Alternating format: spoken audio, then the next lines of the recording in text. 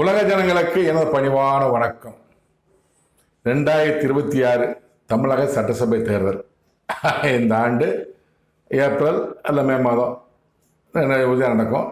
எத்தனாம் தேதி தெரியாது. இன்னும் தேதி அறிவிக்கப்படவில்லை. தேர்தல் நாள் அறிவிக்கப்படவில்லை. தமிழகத்தில் உள்ள அனைத்து அரசியல் கட்சிகளும் அரசியல்வாதிகளும் தேர்தல் தயாராகி கொண்டு வருகிறார்கள். 4 முனை போட்டி என்று சோசியல் மீடியா சொல்கிறாங்க. நடிகர் விஜய் ஒரு பக்கம், இந்நாள் முதலமைச்சர் மு க ஸ்டாலின் ஒரு பக்கம், முன்னாள் முதலமைச்சர் எடப்பாடி பழனிசாமி ஒரு பக்கம், நடிகர் சீமான் ஒரு பக்கம் 4 முனை போட்டி என்று சொல்கிறார்கள். இதில் 2 விதமான அரசியல்வாதி இருக்கிறார்கள்.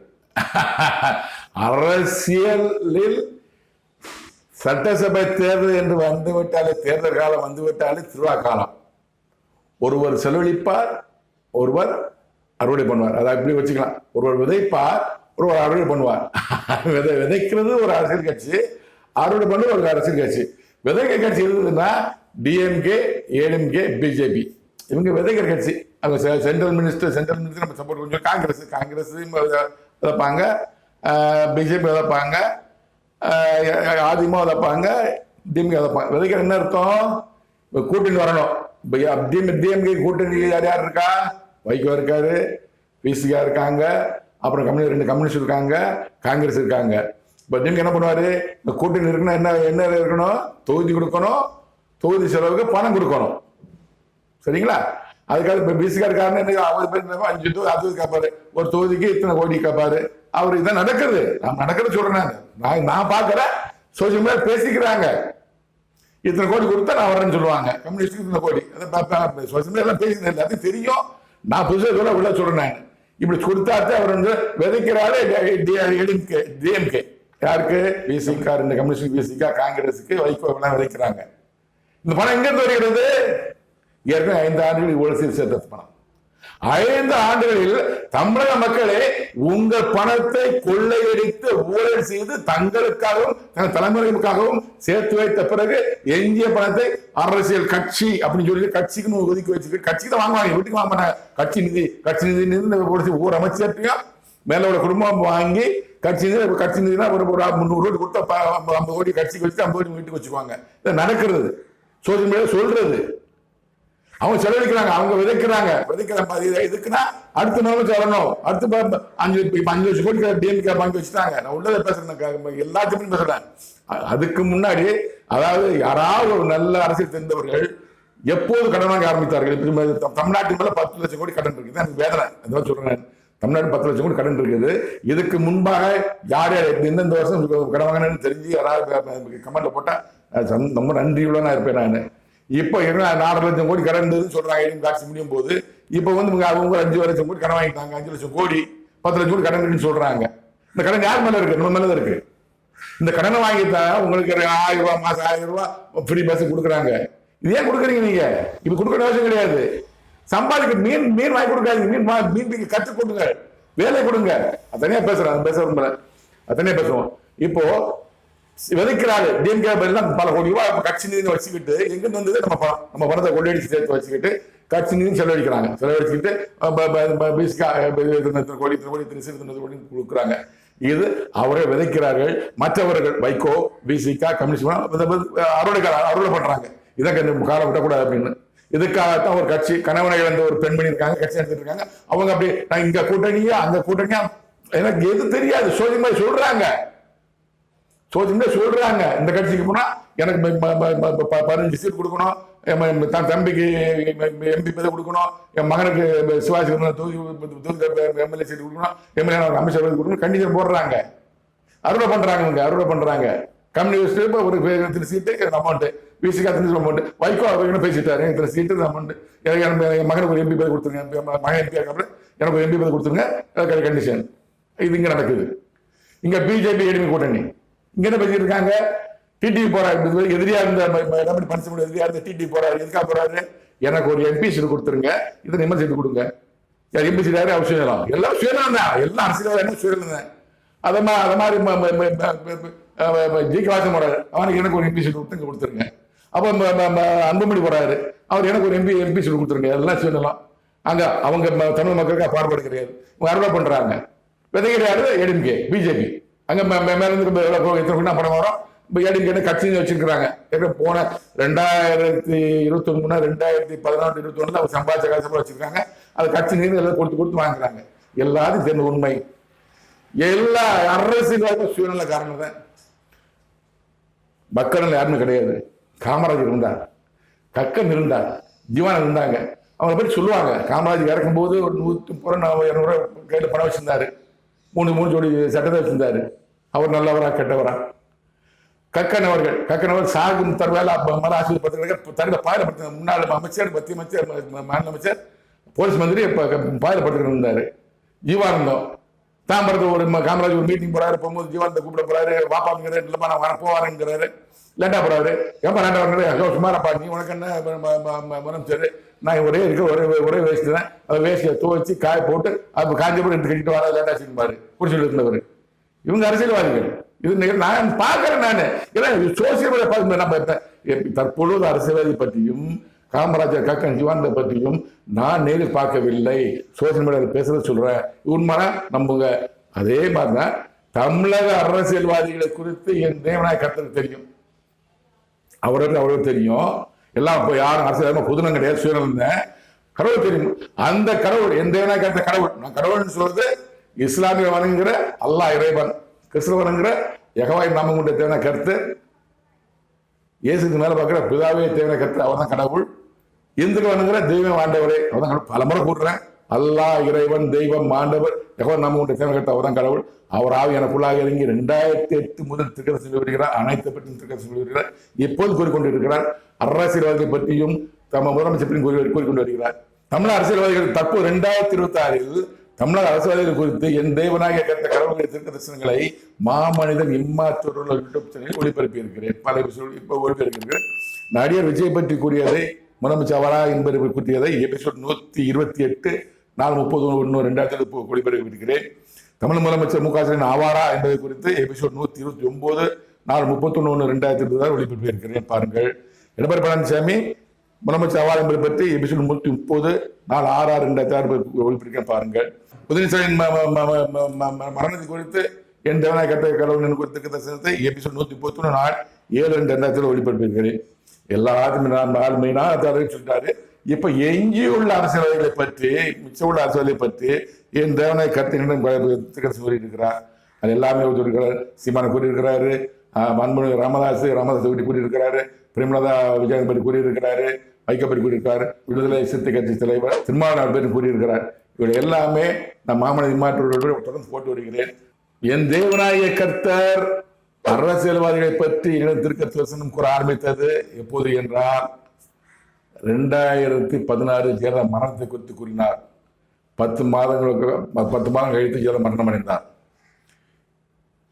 பன்னீர்செல்வம் முதலமைச்சர் பற்றி கூறினார். அவர் முதலமைச்சர் போது பதவி தற்காலிகமானது என்று கூறினார். 2 மாதம் கழிச்சு பதவி ராஜினாமா செய்தார்.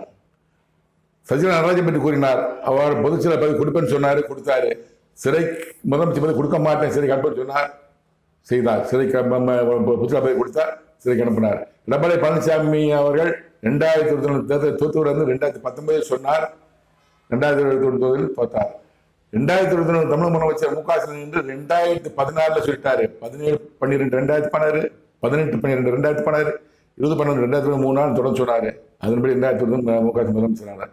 இப்போது இந்த சொல்றதுல ஆரம்பத்திலே சொல்லிக் கொண்டிருக்கிறார். முதலமைச்சர் பற்றும் சொல்வார், முக்கியமான அரசியல் பற்றும் சொல்லுவார். தற்போதுதான் இந்த 2026 தேர்தல் வர இருப்பதை காரணத்தை வைத்துத்தான் முதலமைச்சர் மு க ஸ்டாலின் பற்றி சொல்லியிருக்கிறார், எடப்பாடி பற்றி சொல்லியிருக்கிறார், மேலும் உதயநிதி பற்றி சொல்லியிருக்கிறார். தற்போதுதான் நடிகர் விஜய் பற்றி சொல்லாது. விஜய் அரசியல் வந்த பிறகுதான் அரசியல்வாதி விஜய் பற்றி பேச ஆரம்பித்திருக்காரு. இப்ப இந்த 2026 2020 எலெக்ஷன் முன்னிட்டு நடிகர் சீமானை பற்றியும், வைகோ அவர்களை பற்றியும், திருமாவளவன் பற்றி அவர்களை பற்றியும், ராமதாஸ் ராமதாஸ் பற்றியும், பிரேமலா விஜயகாந்த் அவர்களை பற்றியும் கூறியிருக்கிறார். குறைவே இல்லை. 2026 நடிகர் சீமான் அவர்களை பற்றி என் தேவநாயக கர்த்த கடவுள் என்னிடம் கூறிய திருக்க தரிசனங்களை உலக ஜனங்கள் தந்து கூறுகிறேன். கேளுங்க. மனிதனோ முகத்தை பார்க்கிறான், தேவனோ அவன் இதயத்தை பார்க்கிறார். நம்ம மனுஷன் முகத்தை தான் பார்ப்பான். இப்போ நான் ஒரு வேலை இதுக்கு நிற்கிறானா, அவர் பேசும்போது சார் நல்லா இருக்கீங்களா சார், நல்ல மனுஷன் போட்டுன்னு பார்ப்போம். ஆனால் இருந்த என்ன நினைக்கிறாரு, என்னை கெடுக்க நினைக்கிறாரா, என்னோட நட்பா இருக்குன்னு நினைக்கிறாரு, எது நினைக்கிறாங்கிறது கடவுள் தெரியும். கடவுள் எதிர்த்து பார்க்கிறார். ஏன்னா மனிதனை படைத்து பூமிக்கு அனுப்பியது கடவுள். அங்கிருந்து பார்க்கிறவர் கடவுள் எதிர்த்து பார்க்கிறாரு. அது மாதிரி தமிழ் அரசியல்வாதிகளை பற்றி பார்த்திருக்கிறார்.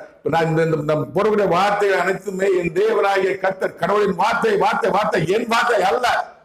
யார் சண்டை வராதிங்க. இந்த எபிசோட் பார்க்கிற நடிகர் சீமானின் தம்பிமார்களே, அவர் கட்சி சேர்ந்தவர்களே, தமிழ் மக்கள் யாரும் சண்டைக்கு வராதிங்க. இது கடவுள் வார்த்தை, பியூர்லி கடவுள் வார்த்தை.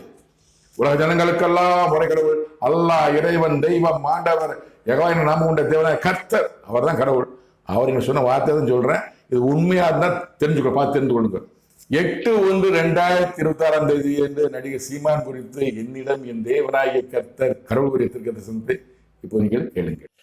துபே கிரிமா குத்துபே, துபே கிரிமா குத்துபே, துபே கிரிமா குத்துபே, திவோ திவாரமடாதரா.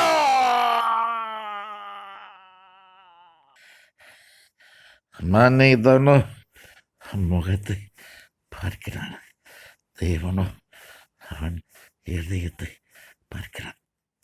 ஜனங்களுக்கு முன்பாக வேஷமிட்டு அதிக சத்தத்தோடு முழங்கிக் கொண்டிருக்கிறவன் அவன் எண்ணத்தை நான் அறிவேன். அவன் எண்ணம் நிறைவேறாது. அவன் நல்லவன் அல்ல, நல்லவன் அல்ல, நல்லவன் அல்ல.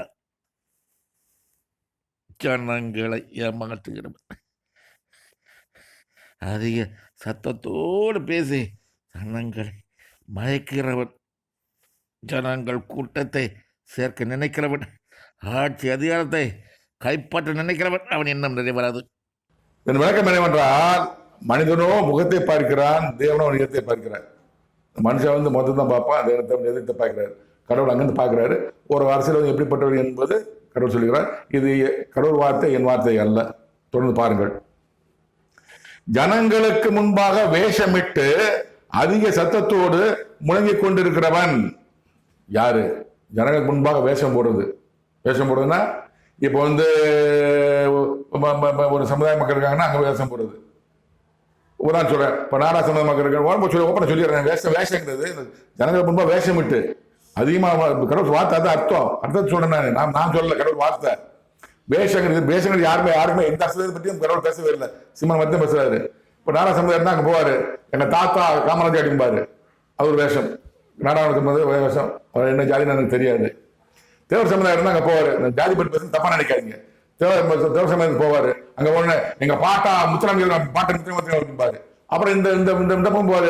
முத்திரை சமுதாயம் தான் பெரும்படி முத்திரை 2 தாத்தா அடிப்பாரு. ரெட்டமலை சீனிவாசன் அவங்க ஜாதி சேர்ந்தவங்க இருக்க ரெட்டமலை சீனிவாசன் எங்க பாட்டா ரெட்டமலை சீனிவாசன் அப்படிம்பாரு. அது மாதிரி இப்போ வாவூசி சிதம்பரம் தானே பிள்ளைமாரி அப்படின்னா அவரு என் பாட்டன் செக்குள் சிதம்பரம் அடிப்பாரு. ஜாதி சேர்ந்த அந்த தேவதுர மக்கள் பக்கம் போனா அங்க போயிட்டு என் பாட்டன் இமாலய சேகரன் அப்படிம்பாரு. என் பாட்டன் பாட்டன் எங்க பார்த்தாலும் முறை சொல்லுவாரு. அதைத்தான் வேஷமிட்டுங்கிறாரு. சொன்ன வார்த்தை தான் அர்த்தம். வேஷங்கள் யாருமே சொல்லல, எந்த அரசியலும் சொல்லவே இல்லை. வேஷமிட்டு அதி சத்தத்தோடு யார் பேசுறா? யார் பேசுறா? சீமான் முழுகி கொண்டிருக்கிறவன். அவன் எண்ணத்தை நான் அறிவேன். கடவுள் சொல்றாரு. எண்ணம்ங்கிறது மனுஷன் முகத்தை பார்க்கிறான், தேவன் இதயத்தை பார்க்கிறார். என்ன நினைக்கிறாருன்னு கடவுள் தெரியும். அவன் எண்ணம் நிறைவேறாது. அவர் என்ன நினைக்கிறாருங்கிறது அவர் எண்ணம் நிறைவேறாது. நடிகர் சீமான் அவர்களே, கடவுள் வார்த்தை, நீங்க என்ன நினைக்கிறீங்க கடவுள் தெரியும். நீங்க நினைக்கிற எண்ணம் நிறைவேறாது. உங்களுக்கு தான் சொல்றேன் நான். கடவுள் வார்த்தை என்னது மாதிரி கோப்படாதீங்க. சொல்ற பூரா கடவுள் வார்த்தை. நான் விளக்கம் கொடுக்குறேன், அவ்வளவுதான். அவன் நல்லவன் அல்ல, நல்லவன் அல்ல, நல்லவன் அல்ல. கடவுள் வார்த்தை. எம்மல் கோப்படாதீங்க. திரும்பவும் சொல்றேன், எம்மல் யார் நாம் தமிழர் கட்சி சண்டை போட்டு கண்டிக்கு வராதிங்க. கடவுள் வார்த்தை சொல்றேன். கடவுள் சொல்றாரு. உங்களை மட்டும் சொல்ல, சிம்மனை மட்டும் சொல்லல. இது மாதிரி எல்லாரும் சொல்லியிருக்கிறாரு. பிரேமலா ரஜினி, பிரேமலா விஜயகாந்த், ராமதாஸ், அன்பு ராமதாஸ், வைகோ, விடுதலை சிறுத்தைகள் திருமாவளவன், நடிகை விஜய் சொல்லியிருக்காரு. எல்லாம் சொல்லியிருக்காரு. இதெல்லாம் பார்த்துட்டு வாங்க. நீங்க நான் பேசல, நான் கட்சிக்காரன் கிடையாது. நான் பொது மனிதன், கடவுளின் குமாரன். நான் யாருமே இப்ப நான் தெரிந்து கொள்வீர்கள். கடவுள் சொன்ன வார்த்தை சொல்றேன். அவன் நல்லவன் அல்ல, நல்லவன் நல்லவன். சீமா நல்லவன் அல்ல என்று கடவுள் சொல்லுகிறார், நான் சொல்லவில்லை. எல்லாம் உலகத்துக்கு ஒரு மதத்துக்குரிய கடவுள் கிடையாது. உலகத்துக்கெல்லாம் ஒரே கடவுள். சனங்களை ஏமாத்துகிறவன் சொல்ல இருக்கு. நான் சொல்லல, கடவுள் சொல்ல வார்த்தை. ஜனங்களை சீமான் ஏமாத்துகிறார் எப்படி என்பதை நீங்க தெரிந்து கொள்ளுங்கள். அவர் சொன்ன வார்த்தை அதிக சத்தத்தோடு பேசி ஜனங்களை மயக்கிறவன். சத்தத்தோடு பேசுவாரு, அவங்களுக்கு கூட்டம் நிறைய கூடும், இளைஞர்கள் நிறைய கூடுவாங்க. கடவுள் சொல்றாரு, நான் சொல்லல, கடவுள் வார்த்தை, என்ன கோப்படாதீங்க. நான் வந்து டிரான்ஸ்லேட்டர். எப்படி பைபிளை பார்த்து சர்ச்சில் பார்த்து சொல்ல பார்த்தீங்களா, பைபிள் வாசிப்பாரு விளக்கம் சொல்லுவாரு. அதே மாதிரி பைபிளை சொன்னவர் கடவுள். கடவுள் என்கிட்ட சொல்லி இருக்கிறாரு, அதை நான் விளக்கம் கொடுக்குறேன். சந்தேகம் கேளுங்க, டிசைன் கேளுங்க, நான் பதில் சொல்றேன். நான் என்ன பண்ணு சொல்லுங்க, நீங்க புரிஞ்சுக்கோங்க. சிம்மா பற்றி நீங்க புரிந்து கொள்ளுங்கள், மக்கள் விசாரிச்சு கொள்ளுங்கள். எனக்கு தெரியாது சிம்மா பற்றி, எனக்கு எதுவும் தெரியாது. அவர் யாரும் நான் யாரும். அதிக சத்தத்தோடு பேசி ஜனங்களை மயக்கிறவன், ஜனங்கள் கூட்டத்தை சேர்க்க நினைக்கிறவன். ஜனங்கள் கூட்டம் நிறைய வரணும் அப்படின்னு நினைக்கிறவர். அதான் சத்தம் பேசி நல்லா வீட்டை பிராக்டிஸ் பண்ணி சத்தம் பேசுறாரு. என்ன பேசுறாங்க தெரியும், நானே பார்ப்பேன், பேச கேட்பேன். நான் பையனும் பேசுவாரு, சத்தம் போட்டு பேசுவார். எந்த பாயிண்ட் தான் பேசுவார், எதை பற்றி நான் பேசுவாரு, சத்தம் போட்டு பேசுவாரு. அதாவது அவருடைய இதை குணத்தை பற்றி கடவுள் சொல்றாரு. ஆட்சி அதிகாரத்தை கைப்பற்றி நினைக்கிறவன் வருங்காலத்துல முதலமைச்சர் ஆயிரணும், அவ்வளவுதான் கைப்பற்றி நினைக்கிறார். முதலமைச்சர் வருங்காலத்து முதலமைச்சர் ஆயிரும் கைப்பற்றி நினைக்கிறவன் அவன் இன்னும் நிறைவேறாது. நடிகர் சீமான் முதலமைச்சராக முடியாது. கடவுள் சொன்ன வார்த்தை, எப்போதும் கடவுள் சொன்ன வார்த்தை சொல்றேன் நான்.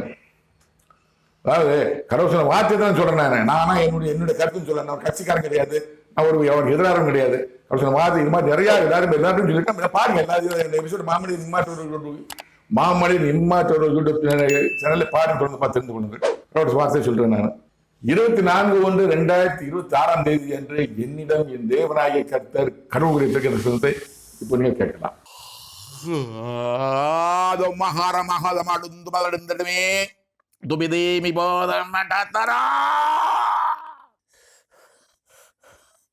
அதிகாரம் வேண்டாம், அதிகாரம் வேண்டாம், அதிகாரம் வேண்டாம். அரசியல் வைத்து பிழைப்பு நடித்துக் கொண்டிருக்கிறவன், நாடக வேஷம் போடுகிறவன், அரசியலிலே லாபம் ஒன்றையே இலக்காக கொண்டிருப்பவன், அரசியல் ஆதாயம் தேடிக் கொண்டிருக்கிறவன், பரிதானத்திற்கு விரோதமாக செயல்படுவதாக பேசி பரிதானம் வாங்கிக் கொண்டிருக்கிறவன், ஊழலுக்கு விரோதமாக செயல்படுவதாக பேசி ஊழல் செய்து கொண்டிருக்கிறவன், சுயநலக்காரன், சுயநலக்காரன், சுயநலக்காரன். அவனுக்கு விரோதமாக நான் என் கருத்தை நீட்டிக் கொண்டிருக்கிறேன். வேதனைப்படுவான், வேதனைப்படுவான், வேதனைப்படுவான். ஸ்திரீயோடு கற்பத்தின் கனிகளோடு வேதனைப்படுவான், வேதனைப்படுவான், வேதனைப்படுவான். இதன் விளக்கம் என்னவென்றால், அதிகாரம் வேண்டாம், அதிகாரம் வேண்டாம், அதிகாரம் வேண்டாம், அரசியலை வைத்து பிழைப்பு நடத்திக் கொண்டிருக்கிறவன். வார்த்தை. இந்த விளக்கம் என்னன்னா, அதிகாரம் வேண்டாம் நினைக்கிறார், அதிகாரம் வேண்டாம் நினைக்கிறார். ஏன் நினைக்கிறாரு நான் சொல்றேன், நான் சொல்றேன், கோச்சிக்காதீங்க, எனக்கு என்னோட கருத்து இது. அதாவது போன தேர்தலில் 234 தொகுதி நிப்பாட்டினார், எம்எல்ஏ நிப்பாட்டார், 234 தொகுதி நிப்பாட்டினார் நினைக்கிறேன். நிப்பாட்டி யாராவது எம்எல்ஏ வந்தாங்களா? அல்ல. இப்போ அப்போ வந்து வாங்க ஓட்டு 8% ஓட்டு வாங்கி 8% மேலே ஓட்டு வாங்கியிருக்காரு அப்படின்னு இதெல்லாம் நான் சோசியல் மீடியா பார்த்து சொல்றேன் நான். இப்போ 8% மேலே ஓட்டு வச்சிருக்கிறாரு. இப்போவா 234 தனியாக நிப்பேன்னு சொல்லி எம்எல்ஏ சீட்டுக்கு ஆளை செலக்ட் பண்ணி கேண்டிடேட் அறிவிக்க போறாரு. 234 தொகுதியில் நிற்கிறாங்க. யாராவது ஒரு ஆள் எம்எல்ஏ வர முடியுமா? இல்லை இவர் என்ன எம்எல்ஏ ஆக முடியுமா? எம்எல்ஏ ஆக முடியாது. ஒரு என்ன இப்போ 8% ஓட்டு வச்சிருக்கிறாரு. நான் இது என் கருத்து, கடவுள் கருத்துல 8% ஓட்டு நான் கேட்கறேன், தெரியாம தான் கேட்கறேன். 8% ஓட்டு வச்சிருக்க சீமான் 1% கீழே ஓட்டு வச்சிருக்க பிரேமலதா விஜயகாந்த் அவர்களே ஏடிஎம்கே போய்கிட்டு எனக்கு வந்து 15 சீட்டு எம்எல்ஏ சீட்டு கொடுங்க, என் தம்பிக்கு எம்பி ராஜ்யசபா எம்பியை கொடுங்க, என் மகனுக்கு ஒரு அமைச்சர் பதவி கொடுங்க, விருதுநகர் தொழில நிக்கணும்னு சொல்லி கேட்கறதா பாக்குறாங்க. டிஎம்கே போய் அதே மாதிரி டிமாண்ட் பண்றாங்க. மேற்கொண்டு 300 கோடி 400 கோடி பணம் கேட்கறதாக சோசியல் மீடியா போடுறாங்க. நம்ம அத்தப்பா சொல்றேன், நான் எனக்கு தெரியாது அப்படின்னு சொல்றாங்க. எத்தனை % ஓட்டு வச்சிருக்காங்க? 1%.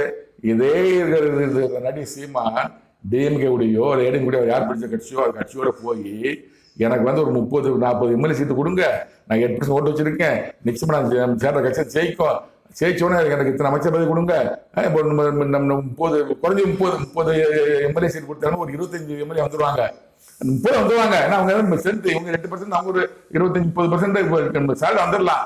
என்ன சேர்த்துக்கோங்க, எனக்கு ஒரு அமைச்சர் பதவி கொடுங்க, எனக்கு ஒரு எனக்கு ஒரு 3-4 அமைச்சர் பதவி கொடுங்க, நான் இருக்க 40 எம்எல்ஏ வாங்கலாமா இல்லையா? 40 எம்எல்ஏ கொண்டு சட்டத்தில் சேர்க்கலாமா இல்லையா? தமிழ் மக்களுடைய குறைகளான சொல்லலாம் இல்லையா? போட்டி போடலாம் இல்லையா? சண்டை போடலாம் இல்லையா? அந்த எண்ணெய் அவருக்கு வரல. அதுதான் கடவுள் சொல்றாரு. நல்ல என் வார்த்தை இல்லைங்க, தயவுசெய்து கையெழுத்து கும்பிடுங்க, என் வார்த்தை கிடையாதுங்க. அதிகாரம் வேண்டாம், அதிகாரம் வேண்டாம், இப்படியே பேசி பேசி பேசி அரசியல் பிழைப்பு. எனக்கு அவருக்கு எப்படி சம்பாதிக்கணும்னு தெரியாது. சோசியல் மீடியா பார்த்து, சோசியல் மீடியா கெட்டது மட்டும் சொல்றேன். நான் கல்குவாரி பற்றி பேச வரான், நம்ம குவார்டர் கமிஷன் கிடைக்குமா வாங்கி வரான், அப்புறம் மன குவாரி பற்றி பேச வரான் வாங்கி வரான், ரியல் எஸ்டேட் பேச வாங்கி வரான். இது சோசியல் மீடியா சொல்ற மற்றவங்க சொல்றாங்க, உண்மை பையன் தெரியாது, கடவுள் தெரியும். ஆனா கடவுள் சொல்றாரு, அரசியலை வைத்து பிழைப்பு எடுத்துக் கொண்டு இருக்கிறார், கொண்டு ஓட்டுறாரு. அவர் எங்க, அதாவது மூகாம்பத்து இறந்தார், அதையும் சொல்லிடுறேன்.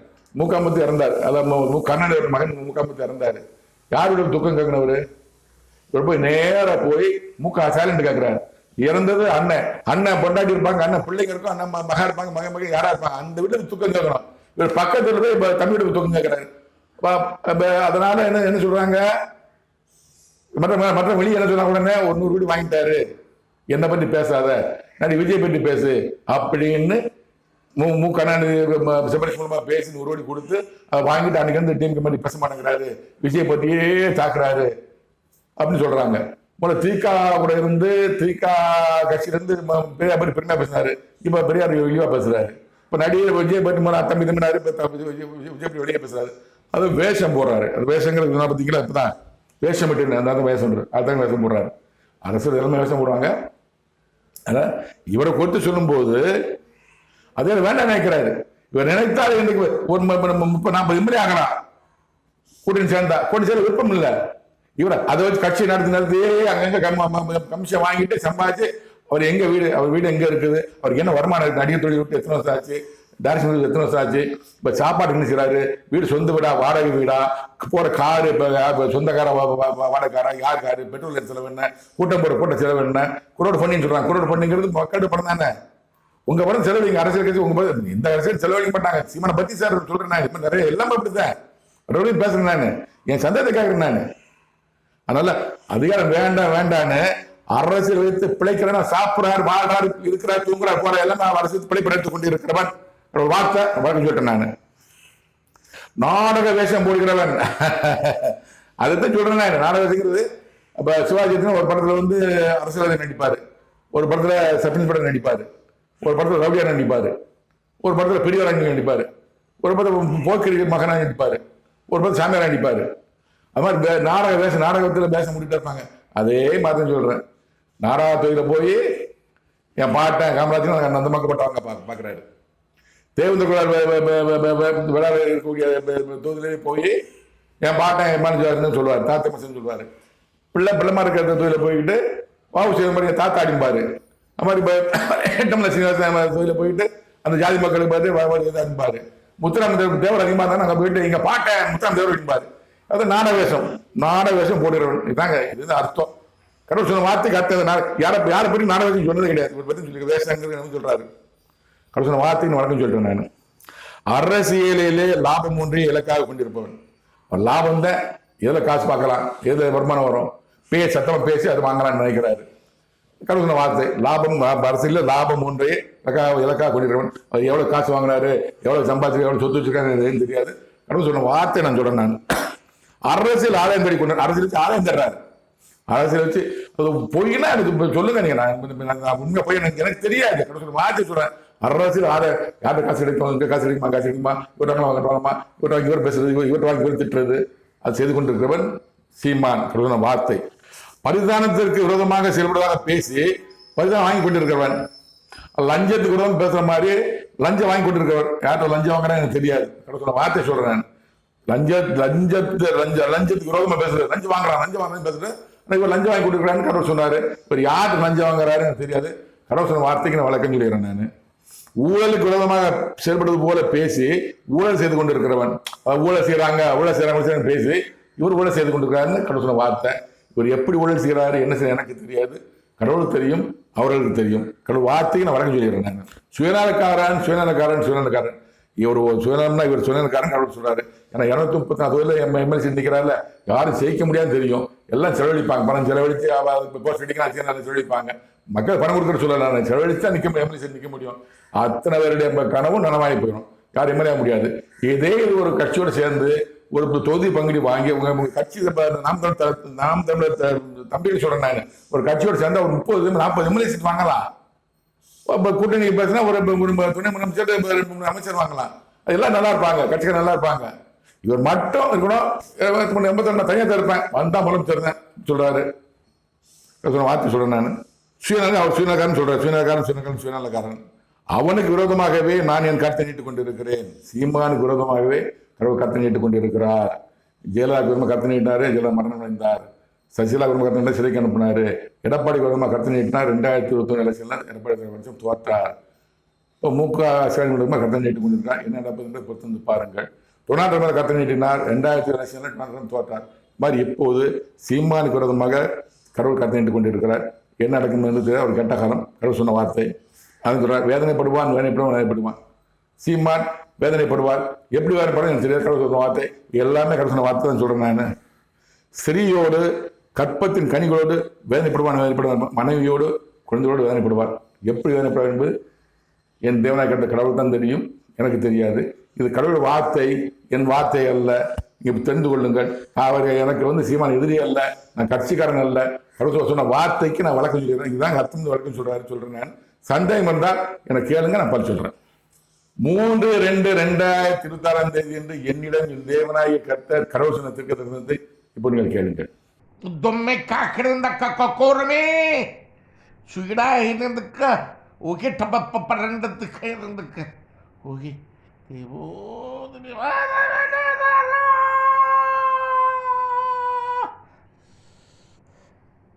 ஜனங்களுக்கு முன்பாகவே வேஷமிட்டு இடத்திற்கு ஏற்ப வேஷமிட்டு முழங்கி கொண்டிருக்கிறவன் ஜனங்களுக்கு முன்பாகவே.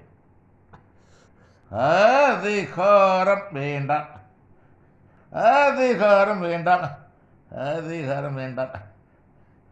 ஆதாயம் வேண்டும்.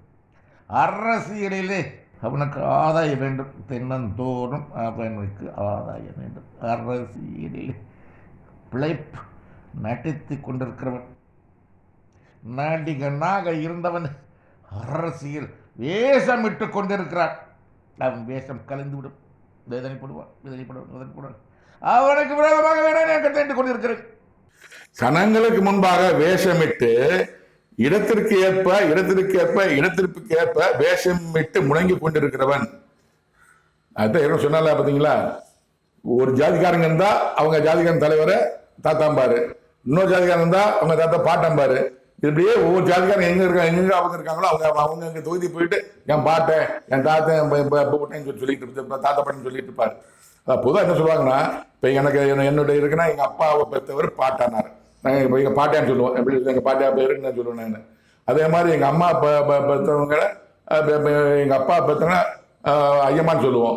எங்கள் அம்மா பெற்றவங்கள எங்கள் அம்மாவுடைய அப்பாவை தாத்தான்னு சொல்லுவோம். எங்கள் அம்மாவுடைய அம்மாவை ஆட்சின்னு சொல்லுவோம். இதுதான் நம்ம பழக்கம். தாத்தா அம்மாவை பெற்றவர் தாத்தா, அப்பாவை பெற்ற பாட்டையா அம்மா சொல்லுவோம் நாங்கள். மற்ற பெரிய காமராஜ் தலைவர்னு சொல்லுவோம், முத்துராமலிங்க தலைவருமோ பெரியவர் முத்துராமலிங்க சொல்லுவோம். யாரும் ஒரே முறை சொல்லி யாரும் கூப்பிட மாட்டாங்க. எந்த கட்சி தலைவரும் யாரும் என் பாட்டன் தாத்தன் சொல்ல மாட்டாங்க. ஒரு ஆள் தான் சொல்றாரு. நான் சொல்ல தப்பா நினைச்சுக்காதீங்க. கடவுள் வார்த்தை விளக்கம் சொல்ல மாட்டேன். நான் குறை சொல்லல. எல்லாரையும் பார்த்து அந்த ஒரு முறை பாட்டா தாத்தன் பாட்டன் தாத்தன் சொல்றாரு, சொல்றாரு. அதைத்தான் கடவுள் இப்படி வார்த்தை சொல்றாரு. ஜனங்களுக்கு முன்பாக, தமிழ் மக்களுக்கு முன்பாக வேஷமிட்டு இடத்துக்கு ஏற்ப இந்த ஜாதி தான் இந்த இடம், இந்த வேஷமிட்டு முழங்கி கொண்டிருக்கிறவன் சீமான். வார்த்தை என் வார்த்தை கிடையாது. என் மாதிரி கோச்சு சண்டை கோச்சிக்காதீங்க. வார்த்தை சொல்றேன் நான். ஜனங்களுக்கு முன்பாக பேசிக்கொண்டு இருக்கிறார். அதிகாரம் வேண்டாம். அதே வார்த்தை சொல்றேன். 234 தொகுதியில இந்த நிக்கிறத காட்டிலும் ஒரு கட்சியோட கூட்டணி சேர்ந்து கேட்டா அவங்க எல்லாம் கொடுப்பாங்க. 40 எம்எல்சி கொடுப்பாங்க, 8% வச்சிருக்காங்க எம்எல்சி கொடுப்பாங்க, அமைச்சராகலாம். ஒரு அங்க போய் பேசலாம். அங்க 40 எம்எல்ஏ அனுப்பிட்டு இவரோட பின்னாடி நிற்கலாம், இவரும் போகலாம். அங்க முழக்கலாம். என்ன செஞ்சுட்டீங்க நீங்க, கூட செய்றீங்க நீங்க. அங்க சண்டை போட ஒண்ணும் தெரியாது. மக்கள் எதிர்ப்பாங்க. அங்க போனா எனக்கு காரியம் நடக்கும். பயப்படுவான். ஆஹா சிமா அஞ்சாண்டா சிமா கேட்பானாங்க, பயப்படுவாரு. அதைத்தான் சொல்ற கடவுள் சொல்றாரு. அத்தை விளக்கம் சொல்றேன் நான். அவர் எனக்கு எதிரி அல்ல, சீமானுக்கு எதிரி அல்ல. நல்ல பேச கேட்பேன் நான். அவருடைய சிசியான தம்பி சாட்ட துருமுறை குடும்பத்தில் பார்ப்பேன். சாட்ட துருமுறை ஹேட்ஸ்ஆப், உங்களுக்கு ரொம்ப சொல்றேன், அழகா பேசுறீங்க, ரொம்ப அழகா இருக்கீங்க, நீங்க ரொம்ப அழகா இருக்கீங்க.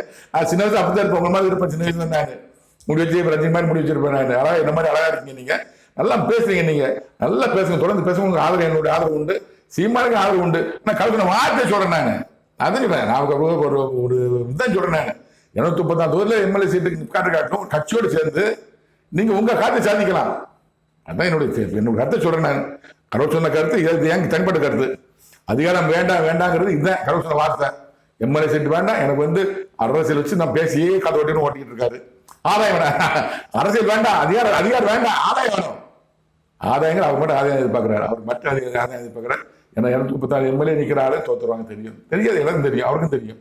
அரசியலிலே அவனுக்கு ஆதாயம் வேண்டும். கடவுள் வார்த்தைங்க, திரும்ப திரும்ப சொல்றேன், கடவுள் வார்த்தை. அரசியலில் அவனுக்கு ஆதாயம் வேண்டும், தினந்தோறும் அவனுக்கு ஆதாயம் வேண்டும், டெய்லி அவனுக்கு ஆதாயம் வேணும். அது என்ன நடக்குது தெரியாது, கோச்சிக்காதீங்க. நீங்க கட்சியில என்ன செய்யறாங்க, ஏது செய்யறாங்க, யார்கிட்ட பணம் வாங்குறாங்க, சத்தியமா எனக்கு தெரியாது. நான் சொல்ல மாட்டேன். நான் கடவுள் சொன்ன வார்த்தை சொல்றேன், அரசியல் ஆதாயம் வேண்டும், தினந்தோறும் ஆதாயம் வேண்டும். கடவுள் சொன்ன வார்த்தை, கடவுள் சொன்ன வார்த்தை.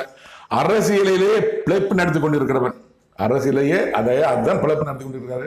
கடவுள் சொன்ன வார்த்தை நான் சொல்றேன். நான் நடிகனாக இருந்தவன் தற்போது அரசியல் வேஷம் விட்டு கொண்டிருக்கிறான். அரசியல் போட்டிருக்காரு நடிகர் சீமானந்தம், அரசியல் வேஷம் போட்டிருக்காரு, 10-15 வருஷம் போட்டுட்டு இருக்காரு. அவர் வேஷம் கலந்து விடும், அந்த அரசியல்வாதி வேஷம் கலந்து விடும். எப்படி எனக்கு தெரியாது, அரசியல் இருப்பாரா அப்படி போயிடுவான்னு தெரியாது. கடவுள் வார்த்தை நான் சொல்றேன். நான் வேதனைப்படுவான், ரொம்ப கஷ்டப்படுவாரு. கடவுள் வார்த்தை. ஏன்னா கடவுள் தமிழக அரசியல்வாதி விதமாக கட்ட இருக்கிறார். நான் எல்லாரும் சொல்றேன், சீமான் மட்டும் எல்லாம் சொல்றேன். கடவுள் தமிழ் அரசியல்வாதி கட்ட எல்லாமே இந்த தேர்தலில் நிறைய காசு கிடைக்கும், பணம் நம்ம இதெல்லாம் சம்பாதிச்சு நினைச்சிட்டு இருக்காங்க. ஆனா அவங்க என்னென்ன நடக்க போய் நினைச்சே கடவுள் வார்த்தை சொல்றேன். நடக்குமா நடக்காதுங்கிறது பொறுத்து பாருங்க. கடவுள் சொன்ன அனைத்தும் நடந்திருக்கிறது. வேதனைப்படுவான், அவனுக்கு விரோதமாகவே நான் கருத்து நீட்டு கொண்டிருக்கிறேன். கடவுள் சொல்லிட்டார், சீமானுக்கு விரோதமாகவே கடவுள் தன் கருத்தை நீட்டு கொண்டிருக்கிறார். கடவுள் சொன்ன வார்த்தை.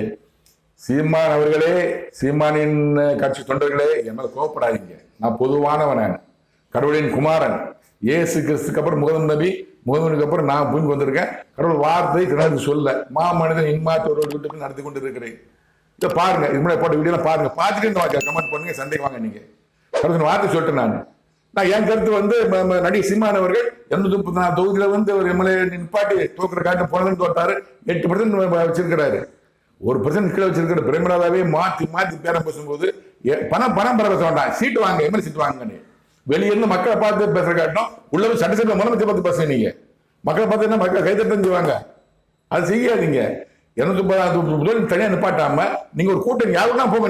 நீங்க சுத்தமா இருங்க, அவங்க எப்படிதான் நீங்க சுத்தமா இருந்து 234 தொகுதியில் இருக்கிற காட்டுனா ஒரு 40 தொகுதி வாங்கி ஒரு 30 எம்எல்ஏ உள்ள அனுப்பினீங்கன்னா நீங்களும் உள்ள போனீங்கன்னா பேசலாம், எதிர்கட்சியா இருக்கலாம், என்னன்னாலும் பேசலாம். அதைத்தான் கேட்கிறேன் நான். நீங்க எதிரியல்ல, நீங்க ரொம்ப நல்லவரே, நல்ல அரசியல் பண்றீங்க. கடவுள் சொன்ன வார்த்தையை நான் சொல்றேன். நான் சோசியல் மீடியாவில் நான் கேள்விப்பட்டா நான் சொல்றேன். நான் உங்களுக்கு எந்த தனிப்பட்டு வரதும் கிடையாது. நான் உங்கள் ரசிகன். முக்கியமா சாட்டை ரொம்ப பிடிக்கும். சாட்டை மாரிதாஸ், நானும் மாட்டி இருந்தேன். சாட்டை மாரிதாஸ் இவங்க எல்லாம் பேசுறத கேட்டுட்டே இருப்பேன். நான் அவங்க வீடியோ போட்டான்னு உடனே முதல்ல பார்ப்பேன். நான் மாரிதாஸ் முதல்ல பார்ப்பேன். நான் சவுக்கு பார்த்துருந்தேன், சவுக்கு போட இல்லை, சவுக்கு அவங்க ரசிகர். நான் அதெல்லாம் நான் சொல்ல தப்பா நினைச்சுக்காதீங்க. கடவுள் வார்த்தைன்னு சொல்லிட்டேன். நான் மாமனிதன் இம்மாற்றோட விடுதலை எல்லா அரசியல் பற்றியும் போட்டிருக்கேன். நம்ம போட போறேன். நான் பார்த்து பாருங்க, பார்த்து தெரிந்து கொள்ளுங்கள். நன்றி, வணக்கம். மீண்டும் சந்திப்போம்.